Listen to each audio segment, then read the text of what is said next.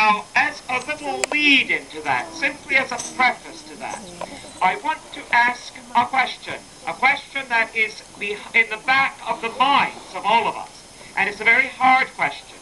The question is, what if the university closes the bidding this coming Friday?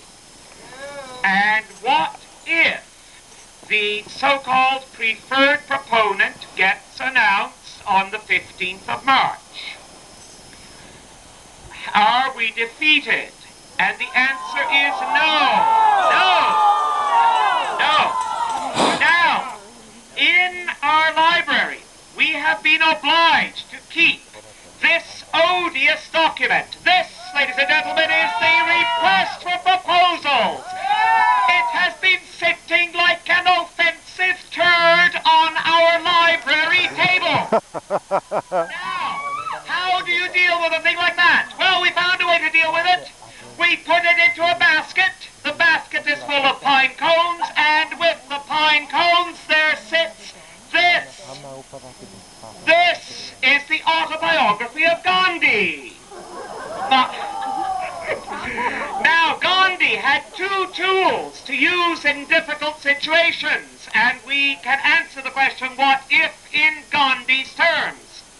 Gandhi had the tool of justice, the demand for justice, and he had the tool of truth. We will wield the tool of truth, not in a particularly cunning way. We will wield it in a vigorous and very blunt way. Yes. Here's just one part of the sad truth. The Dunlap Institute, where's it bloody going to go? Well, I've done some investigating, checked with this prof and that prof, and here's the scoop. There's a basement in the former nursing building. They won't get the whole basement because 1/3 of the bloody basement is already allocated to the library. Lee Robbins has to move the library down from the 13th floor of the Burton Tower into 1/3 of the basement. Another portion of the basement will be needed, alas, for the furnace and the janitor's closet. But what is left over will be lab space for the Dunlap Institute. There ain't any other place to put it.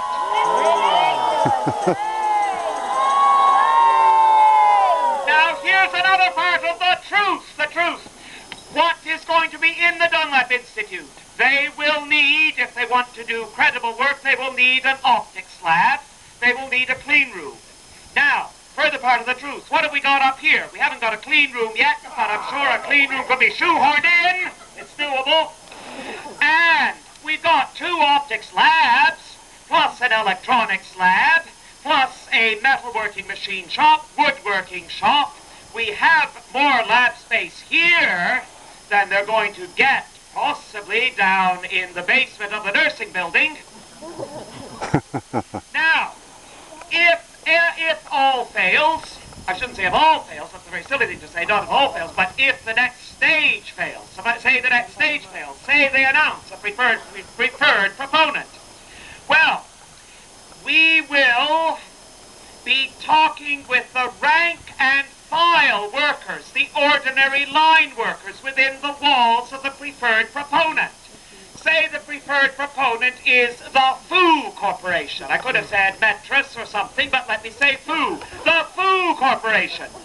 Suppose it's the Foo Corporation. Well, it is perfectly legal to talk with people, the ordinary secretaries, the middle management, the grunt workers, the people who really do the work within the walls of Foo.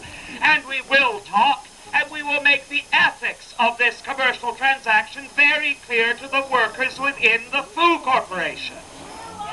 Yes.